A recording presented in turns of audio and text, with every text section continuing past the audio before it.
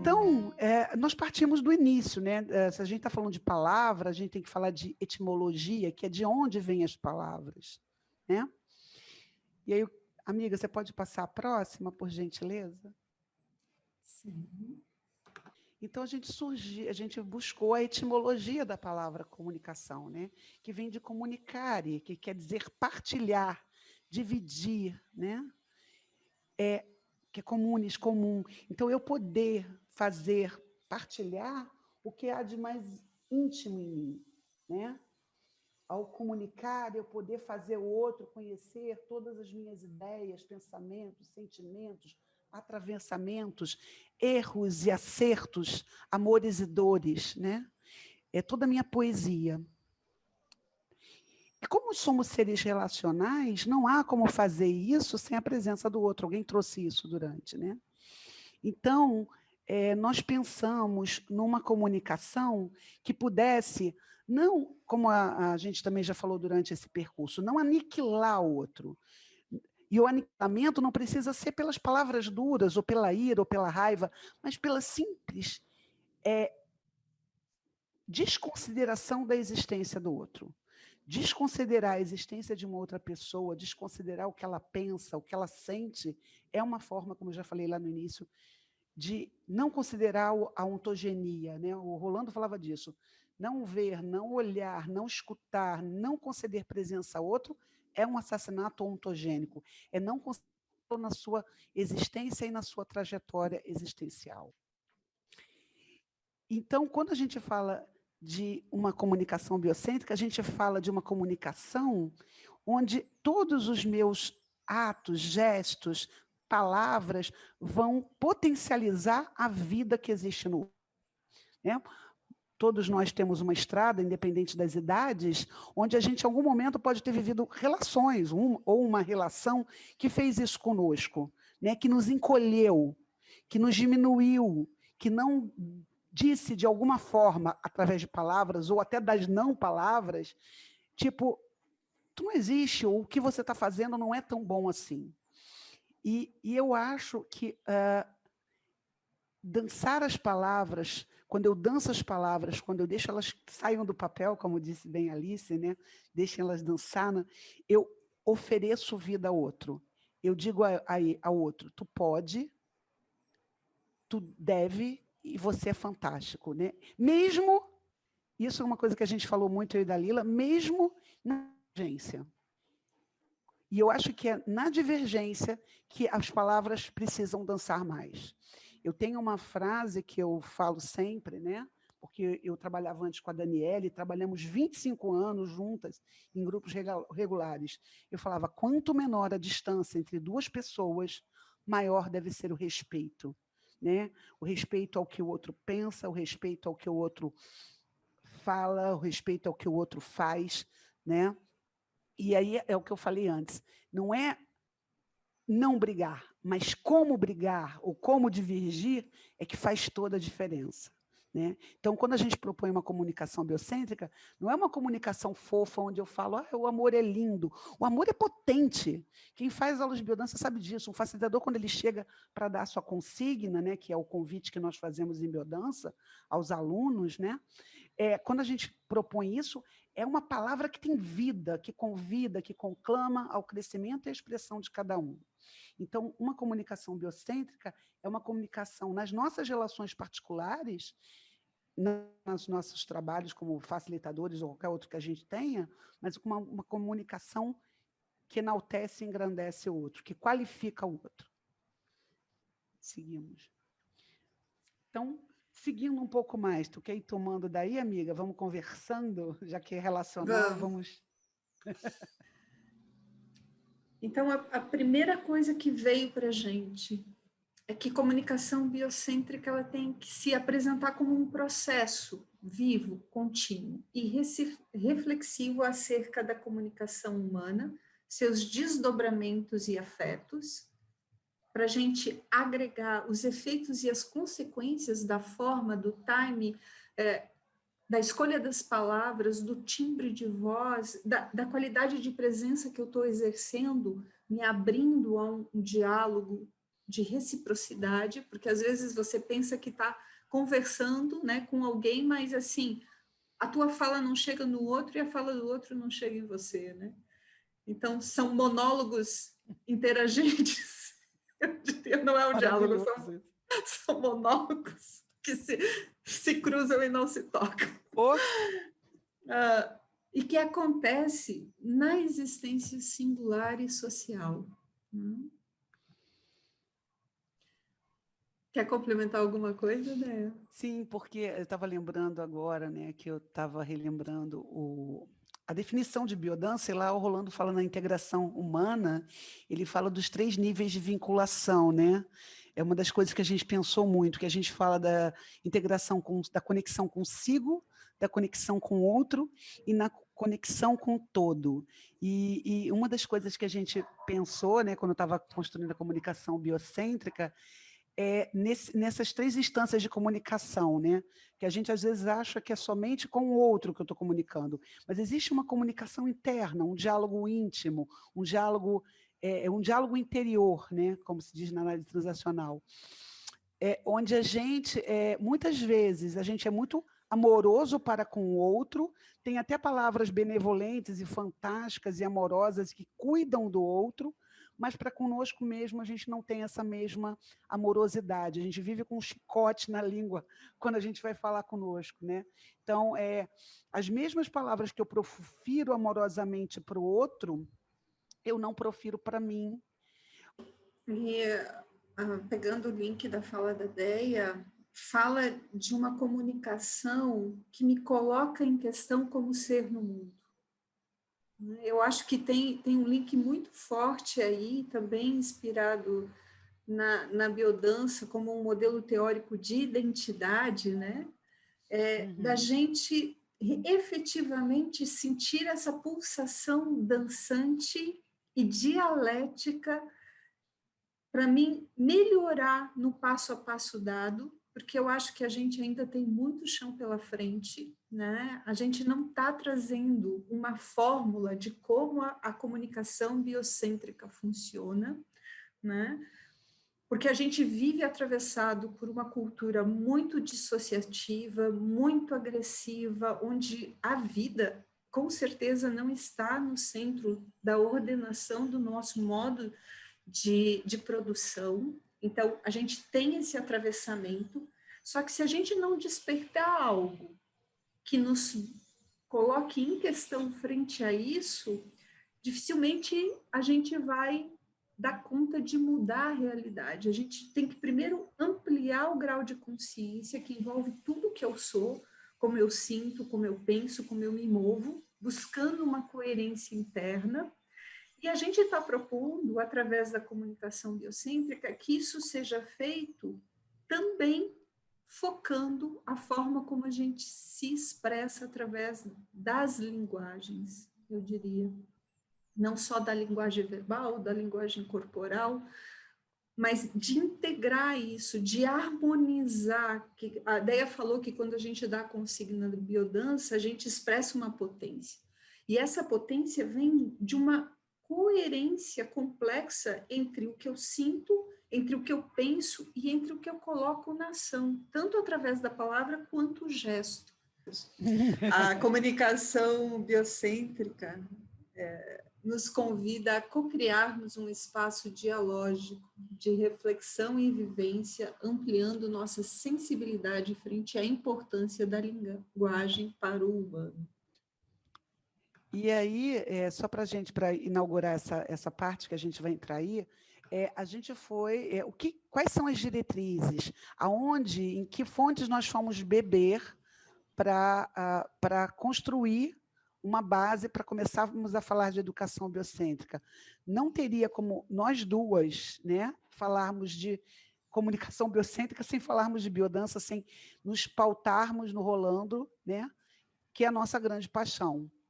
Então, a gente foi beber em alguns conceitos da biodança e fizemos um entrelaçamento também com os teóricos que o próprio Rolando cita quando cria essas diretrizes, esses princípios, e a gente foi casando e foi costurando aí o que a gente vai apresentar. Então, o primeiro lugar que a gente foi, já que a gente fala de uma comunicação biocêntrica, foi buscar no princípio biocêntrico, que é um conceito criado por Rolando Toro Araneda. Então, esse conceito foi uma intuição que o Rolando teve, que a vida está no centro de tudo. A vida deve nortear e nos guiar na trajetória existencial, e não outras formas de estar, não pela economia, não pelo mercado, pelo mercado. Obrigada. Pela propriedade privada, dando ênfase à experiência vivida, com a vida que acontece no aqui e agora. Teve uma fala hoje, que eu acho que foi da Zezé, que me marcou, porque a fala dela me trouxe exatamente essa questão da repressão sobre a espontaneidade vital, de conexão com a vida que está, né, que tá no nosso inconsciente vital, e que a educação vai moldando.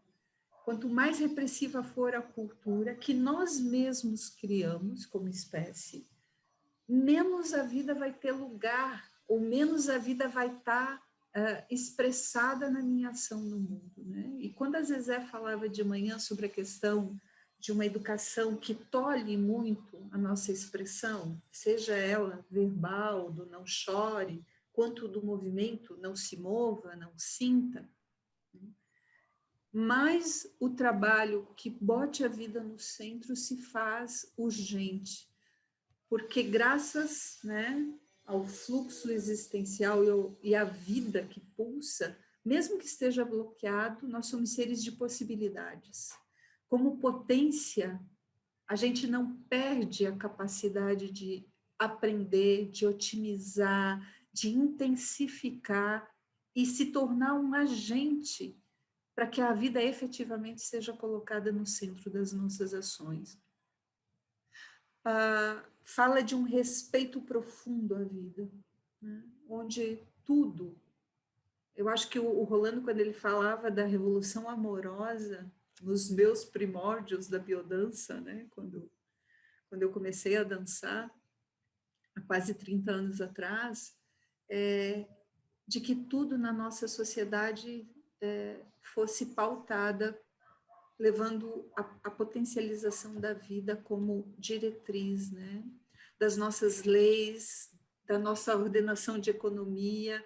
O que o Olavo trouxe hoje de manhã, falando de uma engenharia biocêntrica, desses atravessamentos, para que toda ação humana tivesse esse norte.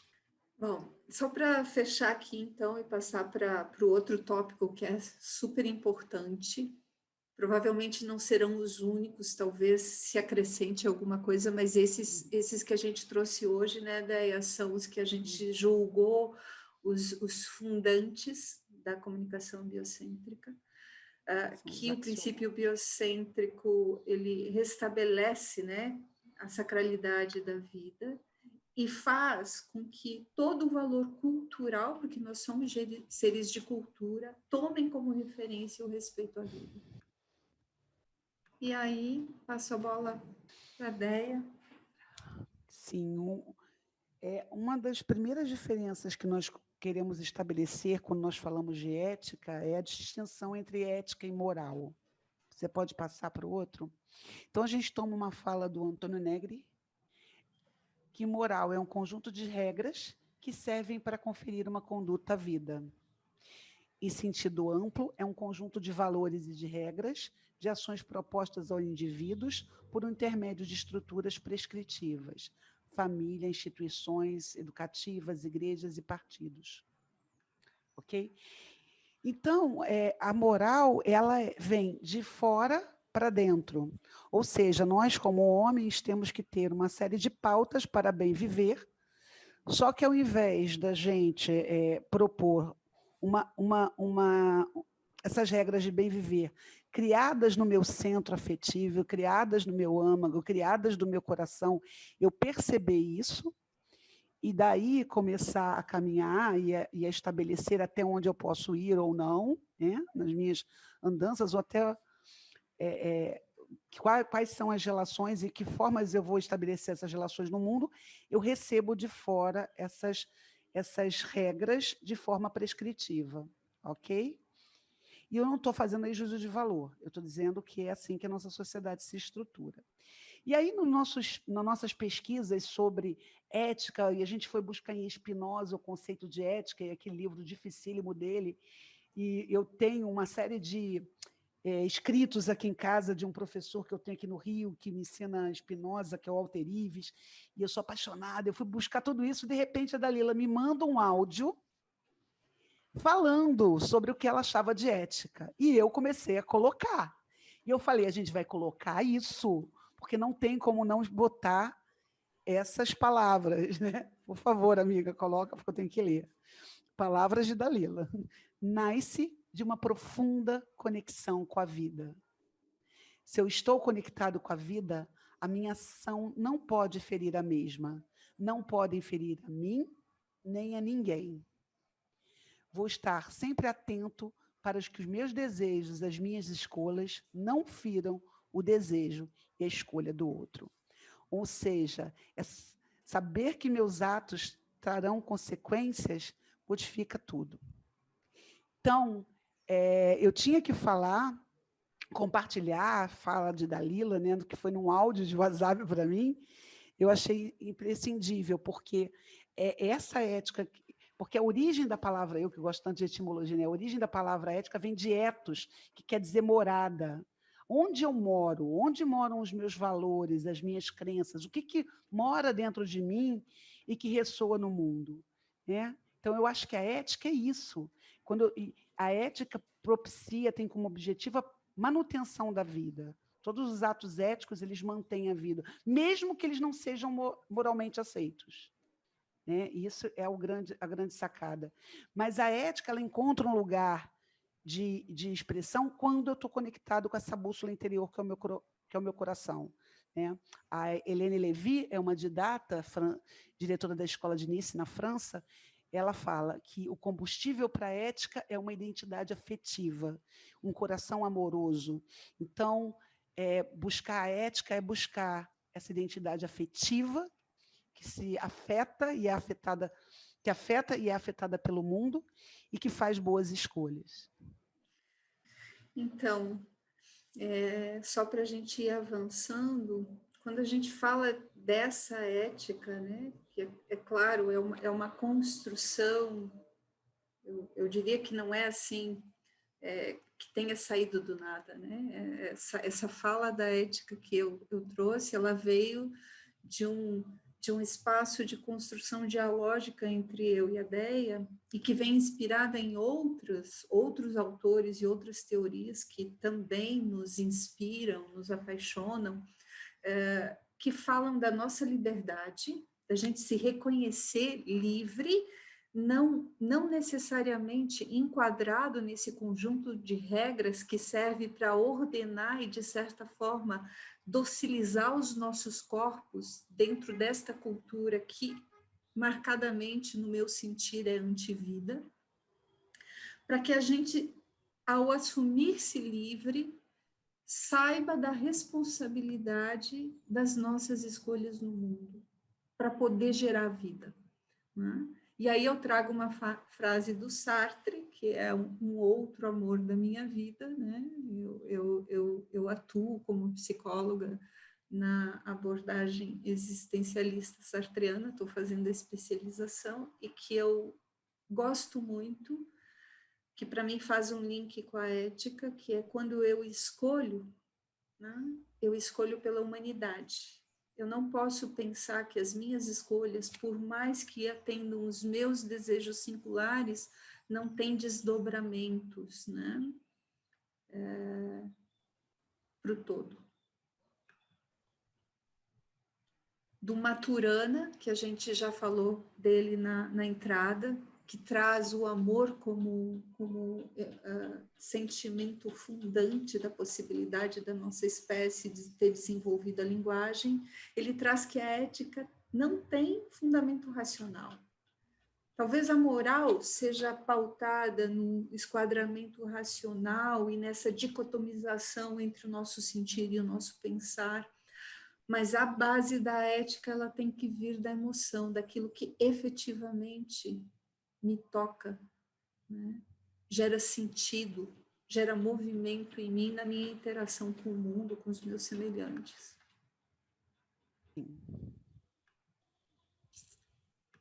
Como não poderia deixar de faltar, então, outro eixo fundante da comunicação biocêntrica é a vivência.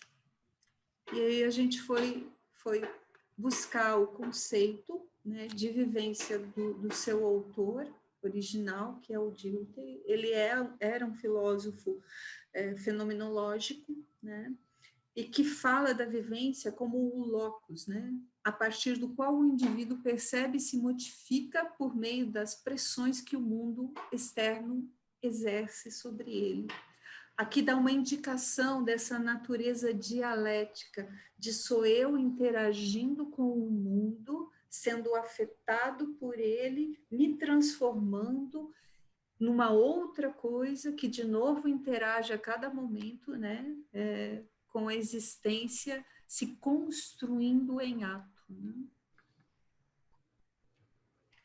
É a partir da vivência, né, que nós sentimos toda a força dos sentimentos oriundos da sensibilização corporal frente aos fenômenos, por isso que a comunicação biocêntrica não pode negar a corporeidade na sua expressão, por exemplo, né? Pensando na totalidade do que eu sou enquanto ser e da forma como eu apreendo a linguagem e exercito a linguagem me comunicando, e age sobre este mundo vivido fenomenicamente, que o fenômeno são as experiências do ser com o mundo num contínuo de tempo e espaço.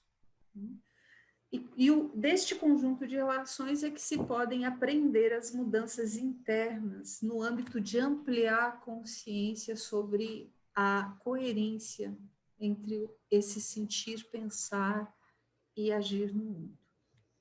Então, e aí tem o conceito que Rolando, inspirado em Dilthey, traz para a biodança, né? Que coloca que a vivência é o aqui e agora, é quando eu me presentifico, né? E deixo que o meu sentir, a minha sensibilidade sinestésica ganhe um espaço de harmonização com todas as minhas potencialidades enquanto sujeito singular, né?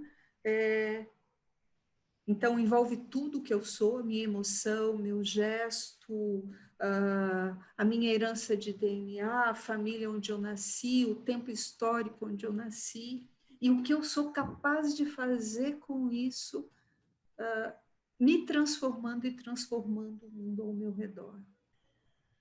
E já que a gente está no momento de falar de uma comunicação onde a vida é o centro, a gente trouxe mais uma poesia. Ser capaz, como um rio, que leva sozinho a canoa que se cansa de servir de caminho para a esperança. E de levar do límpido a mágoa que mancha, como o rio que leva e lava. Crescer para entregar na distância calada um poder de canção, como o rio decifra o segredo do chão. Se tempo é de crescer, reter o dom da força sem deixar de seguir, e até mesmo sumir para, subterrâneo, aprender a voltar e cumprir no seu curso o ofício de amar. Como um rio, aceitar essas súbitas ondas, feitas de águas impuras que afloram a escondida verdade das funduras. Como um rio que nasce de outros, sabe seguir junto com outros, sendo e nos outros se prolongando, e construir o encontro com as águas grandes do oceano sem fim. Mudar em movimento, mas sem deixar de ser o mesmo ser que muda, como um rio. Eu acho que essa poesia, ela ilustra de forma artística o paradoxo da identidade, como a gente considera a identidade em biodança. Como a gente considera, né, se a gente lembrar do modelo teórico, somos nós, com todo o nosso arcabouço genético, todo o nosso código, todo o nosso potencial, que é o mesmo e vai se manter durante a nossa existência, mas, ao mesmo tempo, se criando e recriando na nossa ontogênese, no nosso caminhar existencial. Né? Eu sou o mesmo ser, eu sou a mesma Andréia, porém, me mudando a cada encontro, a cada mudança, a cada passo da minha trajetória. Então, eu acho que o paradoxo da identidade é bem expressa por essa poesia. Seguimos, amiga? Sim. E agora a gente está trazendo algumas características que o Rolando, isso não está exatamente como o Rolando, mas a gente, inspirado nele, trouxe algumas características dessa expressão singular da nossa identidade, harmonizada que harmonizaria a comunicação biocêntrica, que fala de uma percepção, a capacidade de ter uma percepção de si e do outro como único, diferente e com valor intrínseco, que faz um eco naquele legítimo outro na convivência, né? Do respeito, do vínculo amoroso, de uma constante reciprocidade com a realidade, isso que a Deia estava falando, dessa dialética de eu entrar em contato com o mundo, me transformando e transformando o mundo num contínuo, de uma ausência de agressão gratuita, e eu queria chamar a atenção que tem a ver com isso, porque a emoção, né, a nossa capacidade agressiva, ela não é ruim a priori. A agressividade em nós, em alguns momentos, de dar limite, de dizer não, de assumir indisponibilidades, pode ser tão salutar a vida quanto dizer um sim de coração, né? Falando do teu genuíno. Quer continuar, Deia? Para a gente ir. A capacidade de intimidade, né, de me deixar que o outro entre no meu mais íntimo, naquilo que me toca, né? A ausência de competitividade e autoritarismo, né? Eu poder aceitar o outro como diferente e não precisar o tempo todo estabelecer relações de competição, de ter que ter razão ou ter que ganhar, né? Percepção de limites e determinações, né? A capacidade criativa, né? Expressa, como a gente falou antes, não só na nossa capacidade, a gente acha às vezes que capacidade criativa é somente um olhar, é apenas eu ser criativo nas minhas expressões, mas eu olhar o outro de forma virginal, como se eu olhasse pela primeira vez, né, e descobrir e me desdobrar sobre o mesmo ser, é o que mantém, inclusive, o vínculo e a intimidade, né? A gente sair dessa sede de coisas novas e ver o novo no mesmo, e a consciência ética que a gente estava falando, né? Que é as regras que surgem a partir do meu coração, da minha bússola interior. E falando tanto de amor, de comunicação que coloca a vida no centro, não poderíamos vincular, né? Unir identidade e vínculo. Saber desse lugar fundante do humano, que é o amor. E de como essa interação... tem um livro que eu gosto muito, que se chama O Direito à Ternura, que eu me lembrei agora, que ele fala que a gente tem que assumir a nossa interdependência de amor, mas nunca abrindo mão, nunca se vendo obrigado a abrir mão de si para receber esse amor. O amor ele tem que circular livre, abundante, gratuito, uma rede ampla de sustentação, para que a gente tenha autonomia e que efetivamente possamos ser sem melindre, sem medo da perda, sem medo do abandono, sem medo da desqualificação. A vinculação com o mundo significa, portanto, perder e ganhar identidade. Isso me lembra a vivência do grupo compacto, né? Quanto mais eu sou capaz de me perder no meio do outro, me misturar, me fundir num abraço, me fundir num olhar, mais eu ganho inteireza quando eu entro no eixo da consciência de mim mesma, né? Sim, e aí, segundo a teoria da biodança, o transe, ele te traz o berço de onde a minha identidade vai se nutrir, para quando eu vou retornar desse transe, esse abandono, eu possa voltar com a consciência de si mesmo intensificada. Então, esse é o convite de uma sessão de biodança. Eu sei que tem gente aí que não conhece, fica o convite maravilhoso de conhecer uma sessão de biodança. Aqui a gente está trazendo essa dinâmica, né, que fala da dinâmica dialética da identidade, desse ter uma porção estável, mas transitar num lugar onde eu me perco e me acho na interação comum, na interação do outro, sem perder a integridade desse meu ser singular em processo no mundo. E aí a gente vai fechando com a afetividade. Nós começamos bebendo em Spinoza, quando ele fala da teoria dos afetos, né? Tudo que está ao meu redor, tudo, absolutamente tudo, me afeta. Porque o simples fato, por exemplo, desse copo estar aqui na minha frente, já me afeta.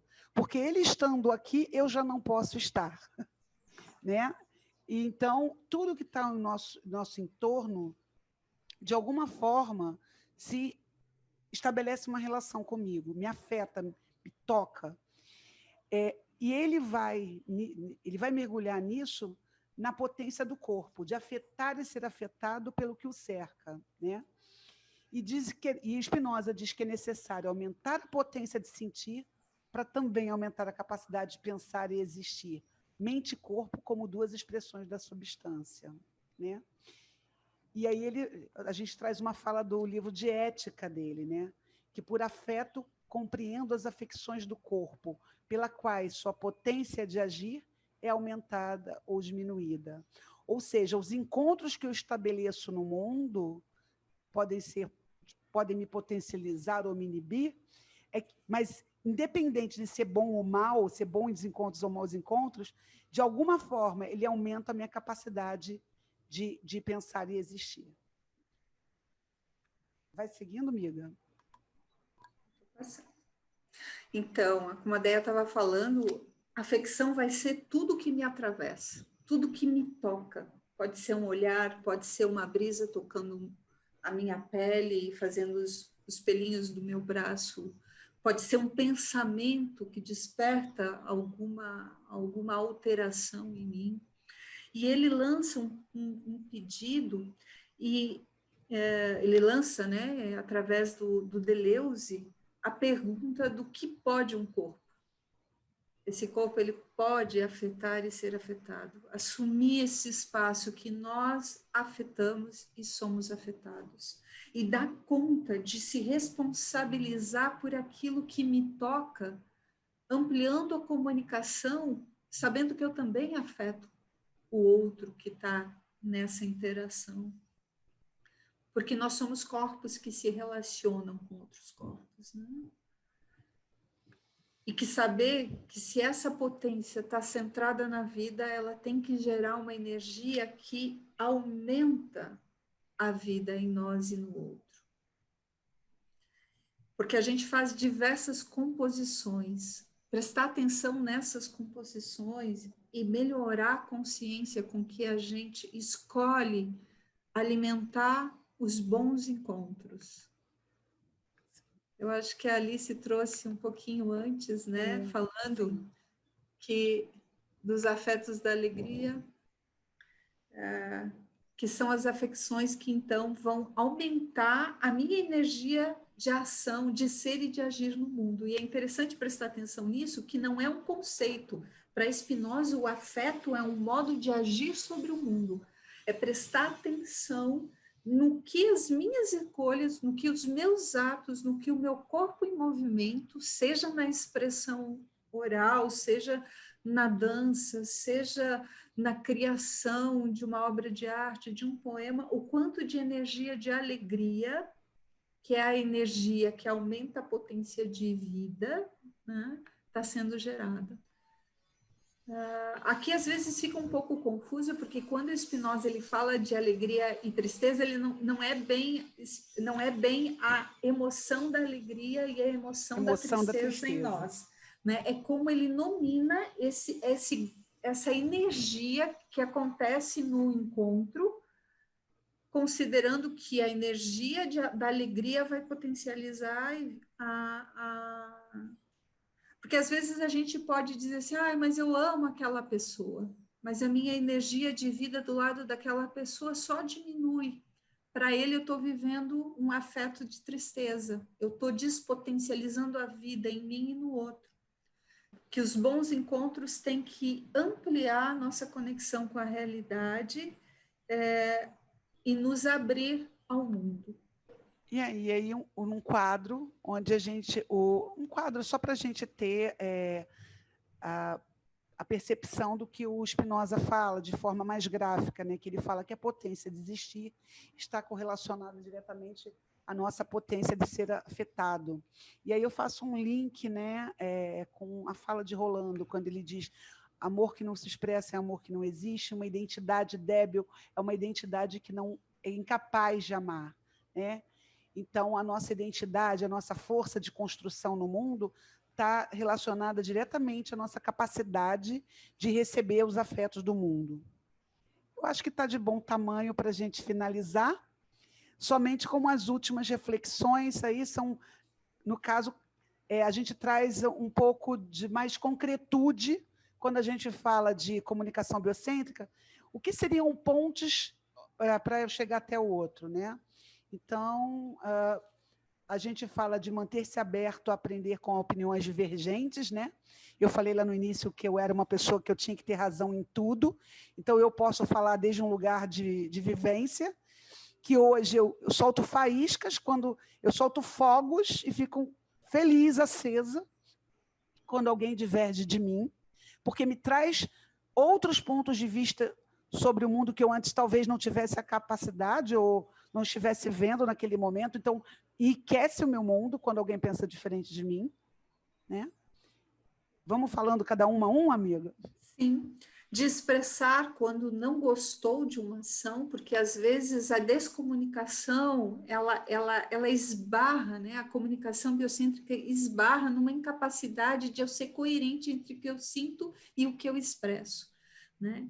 Então, ser capaz de dizer em primeira pessoa quando algo te atravessa de forma estranha, esclarecendo, tirando as dúvidas, comunicando o teu sentir para que o outro possa se revisitar na interação com você, né? E que isso e não que não significa... Fala. E que isso não significa não gostar da pessoa. Às vezes eu posso Sim. não gostar de algo que Dalila fez. E isso não vai aniquilar o amor que eu tenho pela Dalila. Mas expressar isso de forma coerente, para que a pessoa não confunda o autor com a ação, é muito importante. Tipo, Dalila, eu não gostei. Ou poder expressar isso, mas o melhor seria outro lugar, né? É poder falar do que sentiu, né? Como a Dalila bem propôs antes, né? Eu senti de tal forma, mas se isso não for possível, no mínimo, dos mínimos, poder expressar o meu não gostar da ação e não da pessoa. E ouvir também, quando alguém não gosta de algo que a gente fez, não confundindo a ação conosco.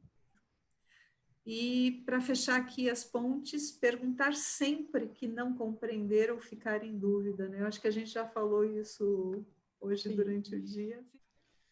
E aí a gente vai fechando com reflexões acerca daquilo que gera abismo, que vai causando erosão no vínculo afetivo com os outros seres. que é essa questão de ter que ter razão.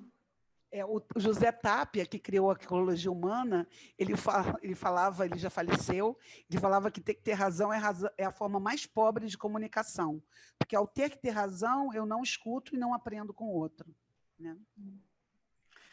De confundir o sujeito com a ação, né? Que eu acho que tem a ver com isso, de que às vezes eu posso não gostar de um ato pontual de alguém e não é que a pessoa se torne completamente descartável, né? Porque eu posso até escolher em certo momento, por divergências enormes, me distanciar do outro para salvaguardar, né, algumas situações de estresse.